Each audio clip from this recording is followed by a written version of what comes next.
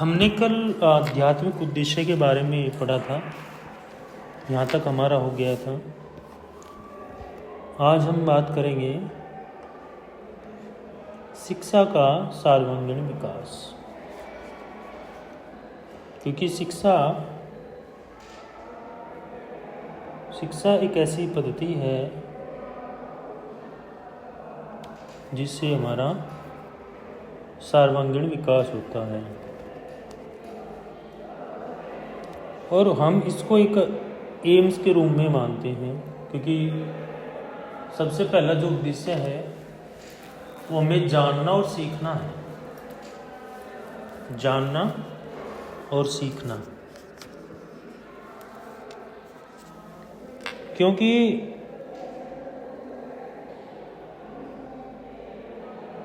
व्यक्ति जो होता है वो शारीरिक, बौद्धिक, भावनात्मक और आध्यात्मिक, नैतिक और सौंदर्य पक्षों से, नैतिक और सौंदर्य पक्षों के सामंजस्यपूर्ण विकास को संदर्भित करता है, मतलब एक बार दर्शाता है। क्योंकि एक जो मनुष्य है, एक मानव जो है, वो शारीरिक रूप से भी सबल है, बौद्धिक रूप से भी सबल है, भावनात्मक रूप से भी है, आध्यात्मिक भी है। क्योंकि मानव और प्रकृति एक दूसरे से जुड़े हुए हैं। हम जो प्रकृति को देते हैं, प्रकृति दोबारा से हमें वही चीज देती है।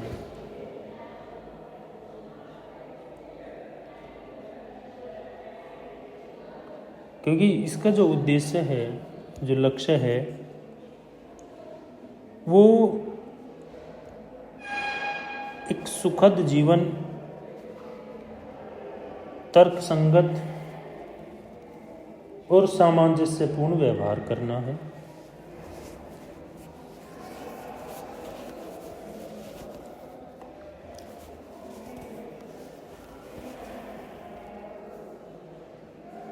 क्योंकि इसमें अगर हम सामंजस्य विकास की बात करें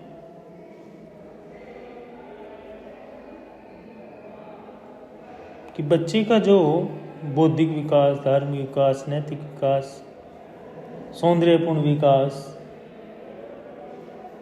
वो एक सामंजस्य स्थापित करता है, एक एडजस्टमेंट करता है कि हम जिस समाज में पल बढ़ रहे हैं वो हमारे लिए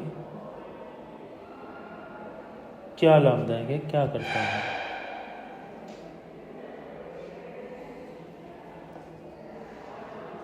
अगर यहाँ पे हम बात करें complete living aim of education की, यानी शिक्षा का पूर्ण जीवन लक्ष्य क्या है, तो जो 19वीं सदी की, हम 19th सेंचुरी की बात करें, जो हमारे प्रकृतिवादी दार्शनिक विचारधारा के व्यक्ति हैं, जो जीव विज्ञानी हैं, इन लोगों ने शिक्षा के संपूर्ण जीवन की व्याख्या की है, बताया है। क्योंकि शिक्षा सतत प्रक्रिया में चलने वाली स्थिति है।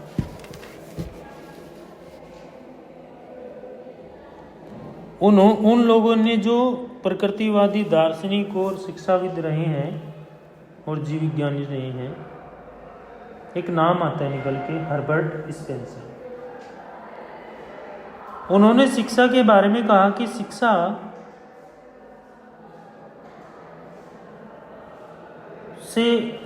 से संपूर्ण विकास की दिशा और दशा तय होती है।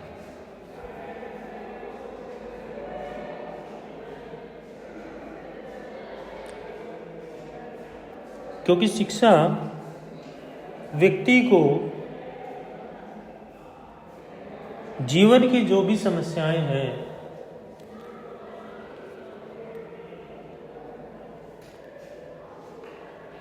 और जीवन के जो संघर्षी क्षेत्र हैं उनसे सामना करने में सक्षम भी बनाती है। क्या करती है, सक्षम भी बनाती है। क्योंकि अगर एजुकेट है व्यक्ति तो वो बहुत धैर्य के साथ में, बहुत साहस के साथ, दृढ़ विश्वास के साथ में उन चीज़ों को हल कर लेता है। एक जिसके पास तर्क शक्ति है, भाई बौद्धिक शक्ति तो है, साथ साथ तर्क शक्ति भी है। क्योंकि तर्क शक्ति कब आती है, तर्क शक्ति तब आती है जब हम किसी जो भी हम शिक्षा ले रहे हैं उस शिक्षा को, उस एजुकेशन को हम दूसरे पर अप्लाई कर रहे हैं, हम किसी काम पर अप्लाई कर रहे हैं उसको। तो ये 19वीं सेंचुरी में जो हर्बर्ट स्पेंसर हैं, इन्होंने शिक्षा के बारे में संपूर्ण उद्देश्य की व्याख्या की। उन्होंने इस बात पर भी जोर दिया कि शिक्षा का जो मुख्य कार्य है वो व्यक्ति के जीवन को तैयार करना और उसको सक्षम बनाना है। क्या करना है, एक व्यक्ति को तैयार करना है और उसको सक्षम बनाना है।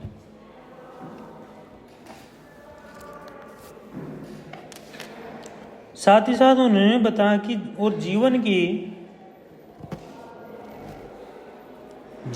जितने भी हमारा लाइफ साइकिल होता है, जितनी भी सारी परिस्थितियां होती हैं, उनमें कैसे ढलना है,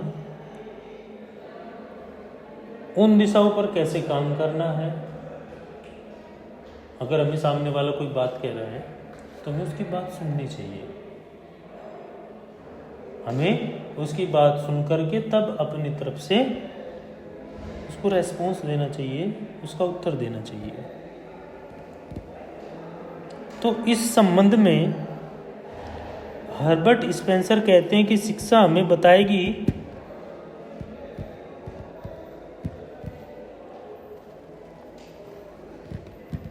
कि जो हमें अपनी जो बॉडी लैंग्वेज है, अपनी जो शिक्षा के अनुकूल उसमें भी परिवर्तन करना है। बात कर रही है तो ठहर जाए। कौन ठहरेगा, जो शिक्षित होने के साथ साथ तर्क संगत भी है, जो जागरूक भी है,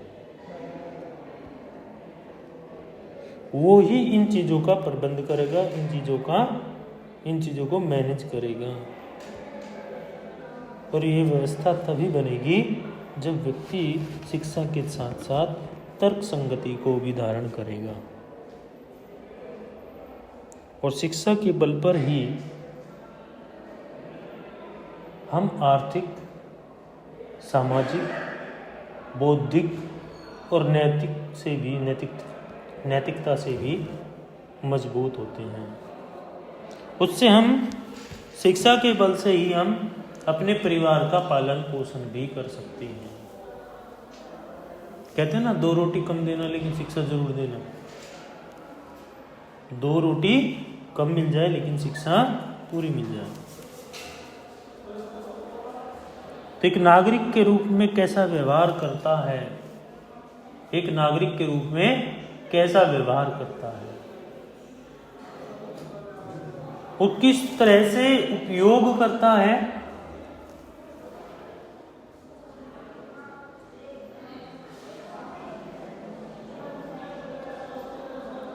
क्योंकि एक तरफ खुशी है और दूसरी तरफ दुख है। कोई काम हमारा ना हो तो हम क्या हो जाते हैं, दुखी।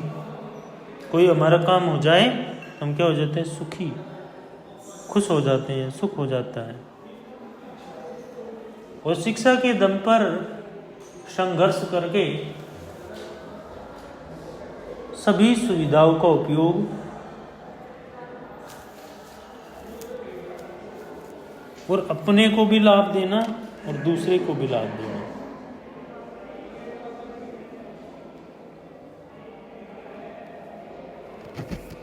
क्योंकि शिक्षा में नियम प्रणाली है। क्या है? नियम प्रणाली।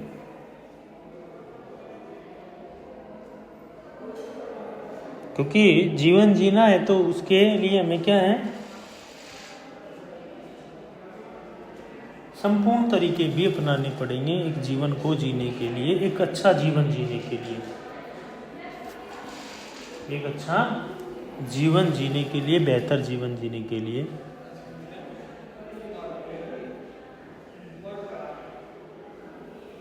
तो हमें एक अच्छा और बेहतर जीवन देने के लिए,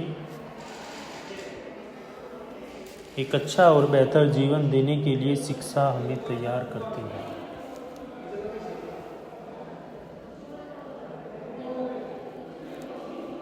वो हमारा स्कूल हो, वो हमारा समाज हो, वो हमारा घर हो, वो हमारा आस पड़ोस हो।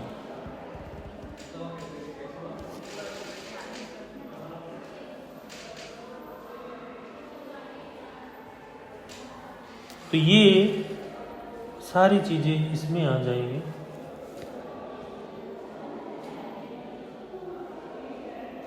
अब नेक्स्ट अगर हम बात करें 1.3 की, जो 21वीं सदी है उसमें शिक्षा की स्थिति क्या है। भाई हमने 19 और 20 को इकट्ठा हमने पढ़ लिया, उसमें जो 19 में थी उसमें थोड़ा सा चेंज हुआ, और चेंज हुआ तो फिर अब जो 21वीं सदी है, जो 21 सेंचुरी है, उसमें भारत में शिक्षा व्यवस्था क्या थी उस पर थोड़ा सा देख लेते हैं क्या है। क्योंकि शिक्षा से हम इन फ्यूचर भविष्य में एक अवसर और आस तब्दील करते हैं। कहते हैं ना, हम तैयारी कर रही हैं और तैयारी करते करते करते करते हम एक आस करने लगते हैं कि मुझे ये जॉब मिल जाए, क्योंकि हम पढ़ रहे हैं। अगर हम नहीं पढ़ रहे हैं तो हम आस नहीं कर सकते। तो 21वीं सदी में जो शिक्षा व्यवस्था है वो रचनात्मक पद्धतियों को लेकर के शुरू हुई। रचनात्मक मतलब कॉन्स्ट्रक्टिव अप्रोच। अब इमेजिनेशन को ज़्यादा में यूज किया जाने लगा। भाई प्रदर्शन विधि को ज़्यादा यूज किया जाने लगा। इमेजिनेशन, कोई भी बच्चा आज सीखता है तो वो क्या करता है कि उसको वो चीज़, जो चीज़ आप बता रहे हो उसको वो चीज़ दिखाइए, तब वो सीख पाएगा। तब वो जानता है कि हाँ ये एप्पल है, ये बनाना है, ये क्या है।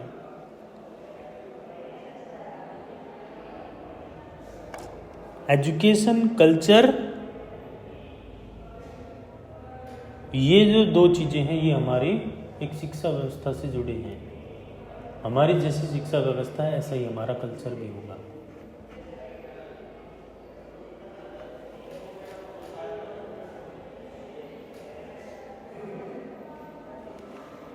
क्योंकि आज के समय में, आधुनिक में, एक तो शिक्षक इतना योग्य हो कि वो बच्चों को और समाज के लोगों को जागरूक कर सके। स्कूलों में बेहतर सुविधाएं उपलब्ध करा सके, स्कूलों में अच्छा वातावरण, अच्छी व्यवस्था, प्रोजेक्टर, इंटरनेट, कंप्यूटर, इन चीज़ों की व्यवस्था सुनिश्चित कर सके।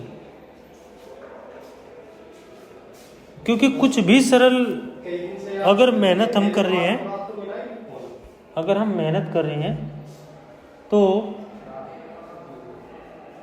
बहुत सारी चीज़ें सरल हो जाएंगी।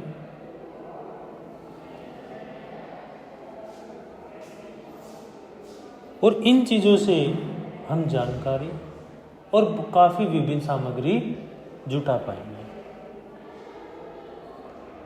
क्योंकि विज्ञान और प्रौद्योगिकी के क्षेत्र में आज इतना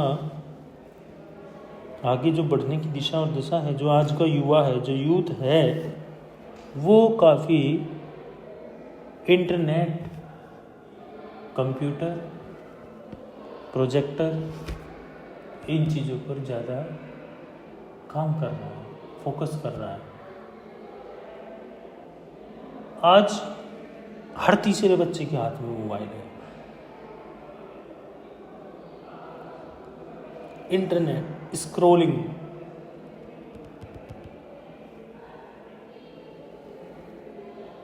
लेकिन इंटरनेट हमें अकल्पनीय ज्ञान प्रदान करता है, क्योंकि इसका कोई अंत नहीं है। आप जितनी बार कोई टैब खोलेंगे, जितनी बार आप सर्च करेंगे, कोई एक चीज़ आप सर्च करें और वो सर्च करने के साथ आपको उसके साथ साथ उसकी बहुत सारी चीज़ें आपको मिल जाएंगी, उसके साथ साथ और भी कंटेंट उससे जुड़ा मिल जाएगा। क्योंकि भारत में जो शिक्षा है वो प्राथमिक से शुरू है, प्राथमिक है, माध्यमिक है, उच्च है, तीन ही तो मेथड है, प्राथमिक, माध्यमिक और उच्च शिक्षा। क्योंकि ये जो प्रारंभिक शिक्षा है वो 8 साल तक चलती है। कितने साल तक? 8 साल तक। माध्यमिक और वरिष्ठ माध्यमिक शिक्षा 4 साल तक चलती है। क्योंकि जो उच्च शिक्षा है वो उच्च माध्यमिक शिक्षा उत्तीर्ण करने के बाद शुरू होती है।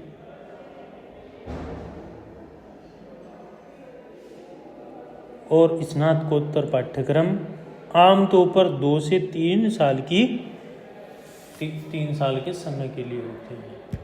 भाई ग्रेजुएशन आप करते हो,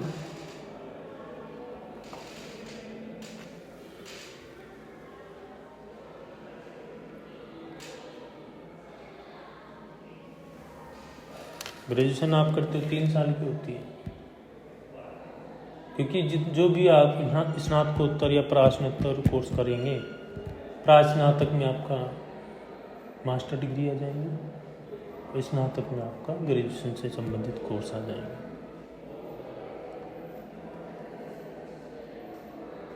तो इसमें अगर हम बात करें आधुनिक शिक्षा का लक्ष्य क्या रहा है, क्योंकि एक तरफ ध्यान केंद्रित करता है और दूसरी तरफ उद्देश्य को केंद्रित करता है।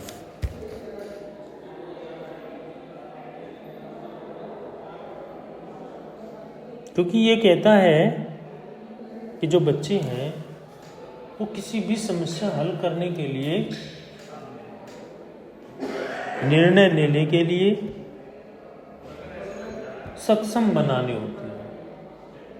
आधुनिक शिक्षा का यही लक्ष्य रहा है कि जो बच्चे हैं उनको क्या करना है, समस्या को, जो प्रॉब्लम है उसका सॉल्यूशन करना है, निर्णय अच्छा लिया जाए जिससे कि वो आगे चल के सक्षम बने, क्योंकि प्रॉब्लम को फेस कर सके, ना कि प्रॉब्लम से भागे। और साथ ही साथ जैसे हम पढ़ रहे हैं, एजुकेशन ले रहे हैं, उसको अपने जीवन को कौशल, स्किल, क्योंकि स्किल भी बहुत ज़रूरी है। स्कूल में अगर आप हैं और साथ साथ आप स्किल ले रहे हैं, स्किल डेवलपमेंट हो रही है आपकी, कोई काम कर रहे हैं या कोई आप काम जानते हैं, तो फिर उस पर और ज़्यादा काम करिए। कोई आपके पास हुनर है, उस पर और ज़्यादा काम करिए। क्योंकि ये जो शिक्षा व्यवस्था है, जो ये लक्ष्य है, इसमें यही है कि जो भी चुनौतियां हैं जो सामने आ रही हैं उसका सामना करना है और उसका समाधान जानना है। समस्या है तो हल भी है, समस्या है तो समाधान भी है। और महत्वपूर्ण बात यह है कि उन्हें अपने आसपास के लोगों के साथ, उन्हें क्या करना है, उन्हें अपने आसपास के लोगों के साथ में काम करने में सहज होना चाहिए। क्योंकि टारगेट क्या होगा, टारगेट यही है कि एक अच्छा व्यक्तित्व विकास हो सके, जानकारी हो, चुनौतियां हैं तो उनके कैसे निपटे, उन चुनौतियों का सामना कैसे करें, तो तो वो शिक्षा व्यवस्था, आधुनिक शिक्षा का यही लक्ष्य रहा है कि आपको एक अच्छा व्यक्तित्व, अच्छा आपकी पृष्ठभूमि में अच्छा आपका फीडबैक, कहते हैं ना आपके रीइंफोर्समेंट, पुनर्बलन 2 प्रकार का होता है, सकारात्मक और नकारात्मक। सकारात्मक में अनुभव, एक्सपीरियंस, जो काम कर रहे हो आप, पॉजिटिव, आपके अंदर पॉजिटिविटी है तो आप सकारात्मक है। आपका कोई इवोल्यूशन कर रहा है, आपका अच्छा मार्किंग दे रहा है, हम लोग क्योंकि उसके अनुसार मिला है, उसने आपको फीडबैक दिया है कि हाँ आप और बढ़िया और अच्छा करें।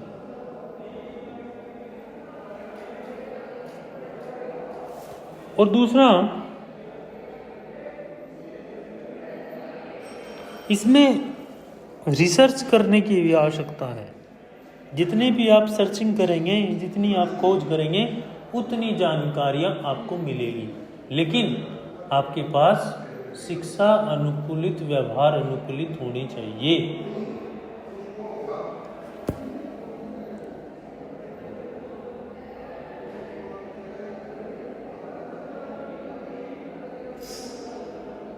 तो ये आधुनिक शिक्षा का लक्ष्य है, क्योंकि चुनौती का सामना करना है। जो भी चुनौती है उससे पीछे नहीं हटना, उसका सामना करना। अब नेक्स्ट आ जाता है कौशल आधारित शिक्षा। भविष्य की जरूरत है। अगर कौशल पर आधारित शिक्षा है, स्किल्स पर आधारित शिक्षा है, तो वो भविष्य के लिए, फ्यूचर के लिए जरूरत है।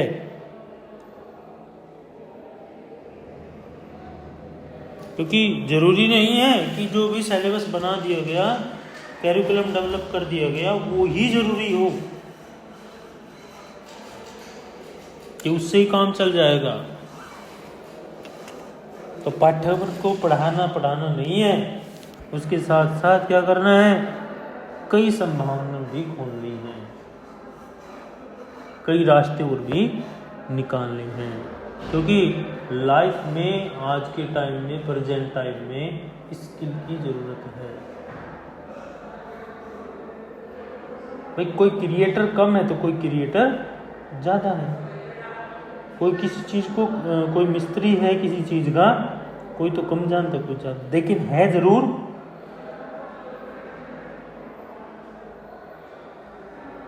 एक पेंचर लगाने वाला अगर पढ़ा लिखा नहीं है और स्किल उसके पास है, वो कमा रहा है। देखो वहाँ पे तो आपका पाठ्यक्रम काम नहीं आया ना। अब अगर एक ने पढ़ भी रखा है और वो कोई काम भी जानता है, क्यों? क्योंकि उसने वही काम किया है, उसके बारे में पढ़ा है और फिर उसको क्या किया है, उसको प्रैक्टिकली किया है। जो शिक्षा शास्त्री हैं उन्होंने यही कहा है कि हमें आत्मसात करना पड़ेगा, सेल्फ इंडिपेंडेंट बनना पड़ेगा। दूसरा, यहाँ अगर आप ही बात कर लें तो जो भविष्य में हम जो भी चीज़ सीख रहे हैं वो भविष्य में हमारे काम आएगी, चाहे वो थोड़ा काम सीख रहा हो, चाहे वो ज़्यादा काम सीख रहा हो। और जैसे जैसे हम कोई काम करना सीख जाते हैं, वैसे वैसे क्या होता है, वैसे वैसे डेवलपमेंट की प्रक्रिया आगे बढ़ती जाती है। प्रैक्टिस, कहते हैं ना, प्रैक्टिस। भाई एक्सपीरियंस आप कर रहे हो, प्रैक्टिस आप कर रहे हो, तो लाभ किसको होगा? जो प्रैक्टिस कर रहा है। लाभ उसको नहीं होगा जो प्रैक्टिस नहीं कर रहा है, लाभ उसको होगा जो प्रैक्टिस कर रहा है।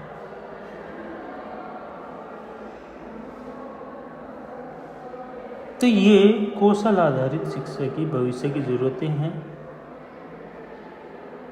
आधुनिक शिक्षण पद्धति को शामिल करना।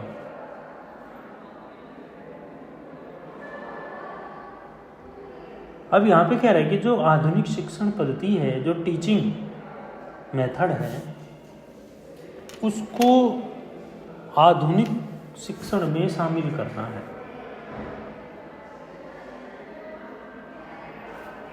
अब ये कह रहा है कि विश्लेषणात्मक कौशल हो, एनालिटिक स्किल।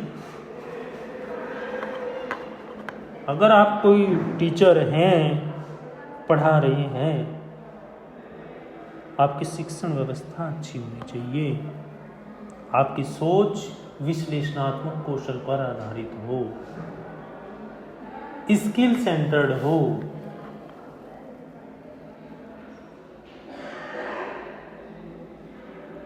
क्योंकि वही चीज आप बच्चे के अंदर ट्रांसफर कर पाओगे जो चीज आपने पढ़ी है, ली है।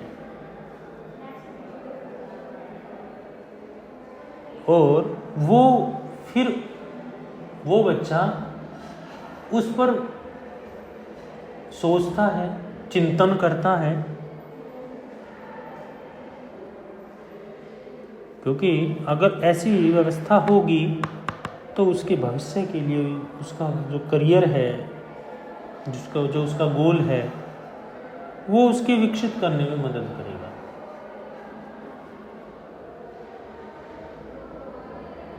कहते हैं ना, जब किसी कोई साइंस का बच्चा है या ह्यूमैनिटी का बच्चा है तो क्या करते हैं कि आपको एक प्रोजेक्ट तैयार करना है, इकोसिस्टम पर करना है या किसी और टॉपिक पर करना है।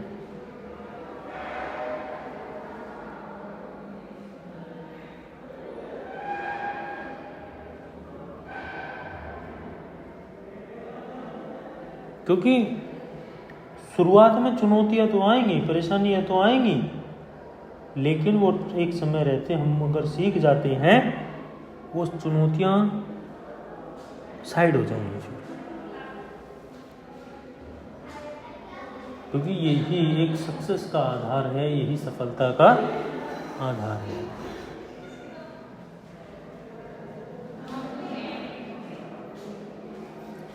और जो सिद्धांत है, जो प्रिंसिपल है, सिद्धांत और व्यवहार,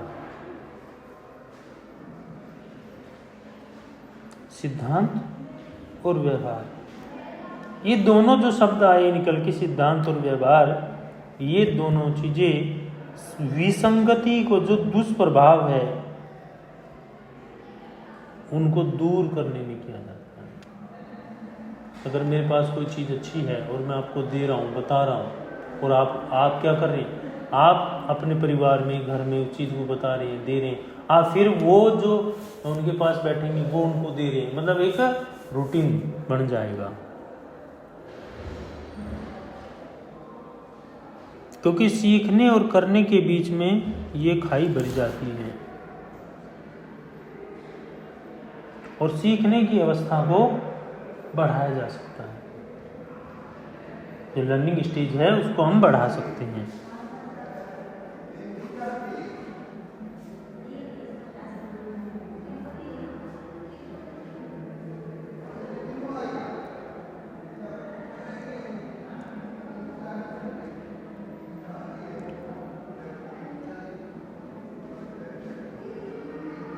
क्योंकि एक समग्र सोच वाला व्यक्ति, एक अच्छी सोच वाला व्यक्ति एक व्यवहार में परिवर्तन कर सकता है। अगर दो व्यक्ति हैं और पढ़ाई कर रहे हैं, एक ही कमरे में हैं, एक व्यक्ति का व्यवहार अजीब सा, एक व्यक्ति का व्यवहार ठीक है, बेहतर है, अच्छी सोच का है, जो वो दूसरे सोच वाला व्यक्ति है, दूसरे व्यवहार वाला व्यक्ति है, जो उसके पास पढ़ रहा है, जो उसके पास बैठा है, वो अगर पढ़ने वाले के, अच्छे वाले के पास बैठ रहे तो उसका सीधा सा असर है कि उस पर भी उसका असर पड़ेगा। कैसे पड़ेगा? क्योंकि वो उसके पास रहता है। अगर मैं कोई काम कर रहा हूँ, मेरे पास आके कोई बैठा है और डेली रेगुलरली वो मेरे पास बैठा है, तो वो उस काम को भी करने की कोशिश करेगा जो वो सामने वाला कर रहा है। तो यहाँ पे भी व्यवहार में परिवर्तन होने की अपार संभावनाएं हैं।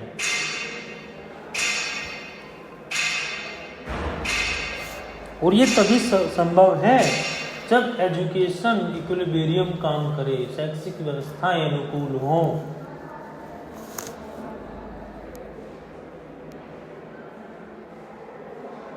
और मूल्यांकन प्रणाली भी इस चीज पर मजबूत इस चीज़ को मजबूत करती है कि आधुनिक जो पद्धति है वो उपयोग के साथ, अगर हम आधुनिक पद्धति को उपयोग में ला रहे हैं, वो हमारे व्यक्तित्व के स्तर को भी ऊंचा बनाएगी और उन बच्चे में एक अच्छे व्यक्तित्व का निर्माण वो करेगी। भाई हम किसी का एवोल्यूशन कर रहे हैं, हम क्या करते हैं, हमने किसी ने हमें बात बताई और हम उसका एवोल्यूशन करने लगे, भले हम उसको ना जानते हो, और हमने उसकी क्या की, किसी ने हमें 2-4 बात बताई, 2-4 ने बात बताई कि ये फला ऐसा है, ये वो है, ये वहाँ से है, इनका ऐसा, मतलब वो मतलब पूरी उसकी बायोग्राफी से निकालेगा और हम क्या करते हैं, हम बिलीव कर लेते हैं। हम क्या नहीं सोचते, हम तुरंत उसका मूल्यांकन करना चाहिए। हम ये नहीं देखेंगे कि उसको पूरा वो नहीं क्लाइमेट उसका निकाल के नहीं देंगे क्या है क्या नहीं,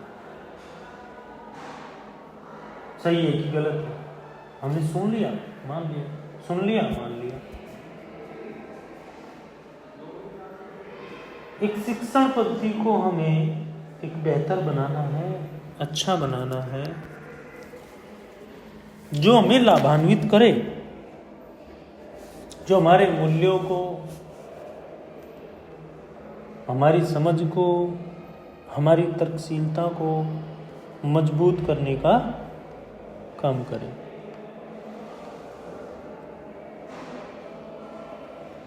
अब नेक्स्ट जो पॉइंट है, शिक्षण कार्यक्रम में प्रौद्योगिकी का उपयोग।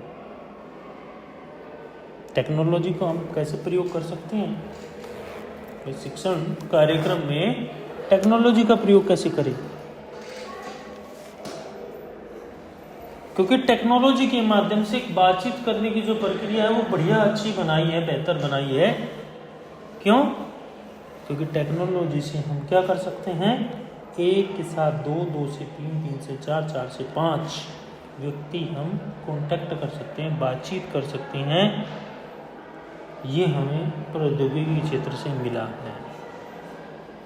और शिक्षावादी कहते हैं, जो शिक्षाविद हैं वो कहते हैं कि तकनीक को अधिक से अधिक कार्य प्रणाली और नई युग के विस्तार के लिए शिक्षा शास्त्र के प्रवर्तकों के रूप में देखना चाहिए। जो भी शिक्षा के क्षेत्र में काम करने वाले लोग हैं उन्होंने कहा कि जो तकनीक है, जो टेक्नोलॉजी है, वो टेक्नोलॉजी कार्य प्रणाली के आधार पर काम करे। और जो नया युग है, जो 21वीं सेंचुरी है, 21वीं सदी है, उसमें अच्छी व्यवस्था बन सके। क्योंकि सीखने की जो प्रक्रिया है वो अधिक बढ़े।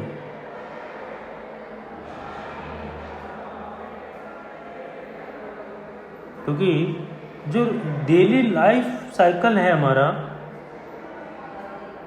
वो टेक्नोलॉजी के माध्यम से मजबूत किया जा सकता है।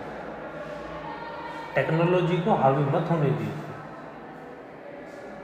टेक्नोलॉजी को हावी मत होने दीजिए, लिमिट में इसको यूज कीजिए।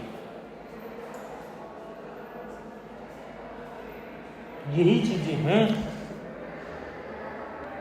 जो व्यवस्था परिवर्तन को आगे लेकर आती हैं।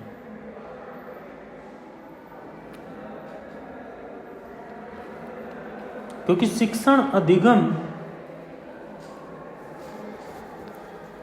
को इससे वंचित किया जाए।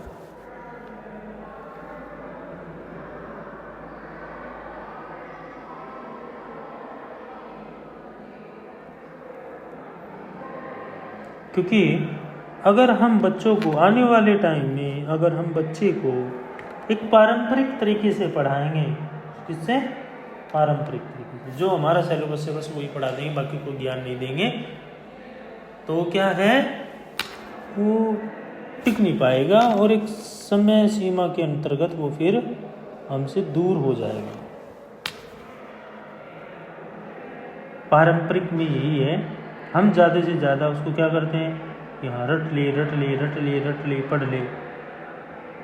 वहाँ पे हम उसको टेक्नोलॉजी से नहीं जोड़ रहे हैं, क्योंकि जो इमेजिनेशन बनेगा, जो चित्र बनेगा, वो हमारे माइंड पर छाप छोड़ेगा, वो हमारे माइंड को देख, हम हमारा जो माइंड है उस पर इसमें ये फोटो था, ये था, ऐसे ऐसे था, इसमें चीज़ ये बताई गई थी, तो माइंड वहाँ पे क्या करता है, काम करना शुरू कर दे, इमेजिनेशन। और आज के बच्चे को हम आपको यही करके बताना पड़ेगा, प्रोजेक्ट के माध्यम से पढ़ाना पड़ेगा, कंप्यूटर डिवाइसेस के माध्यम से आपको करना पड़ेगा, क्योंकि वो बच्चा सीधे तौर पर आपसे मानने वाला नहीं, और वो चेंज करना पड़ेगा। क्योंकि अगर हम अब 2 घंटे की मूवी, 3 घंटे की मूवी देख रहे हैं, वो मूवी हमारे माइंड में ऐसे सेट हो जाती है कि हाँ ये चीज़ तब हुई थी, ये चीज़ तब हुई थी। और इसके लिए ऑटोमेशन, रोबोटिक्स, वर्चुअल रियलिटी और डिजिटल मार्केटिंग का एजुकेशन फील्ड में एक क्रांतिकारी कदम रहा, क्योंकि आज के टाइम में करके सीखने पर बल दिया जाए। क्या किया जाए? करके सीखने पर बल दिया जाए। अगर करके सीखने पर बल देंगे तो एक व्यवस्था अनुकूल होगी, और जिससे बच्चे में डायरेक्शन की प्रक्रिया भी तेजी से आएगी।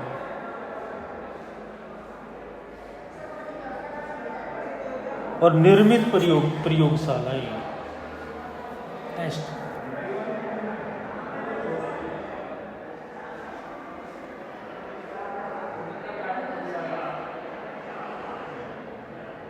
क्योंकि हमें क्या करना है, नई चीजें बतानी है, बनानी है, व्यवस्थित करनी है, व्यवस्था करनी है।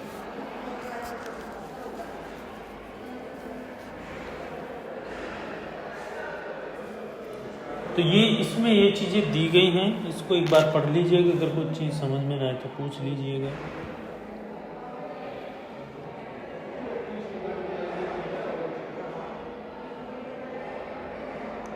कल हम 1.4 पर बात करेंगे, औपचारिक शिक्षा, अनौपचारिक शिक्षा और निरौपचारिक शिक्षा।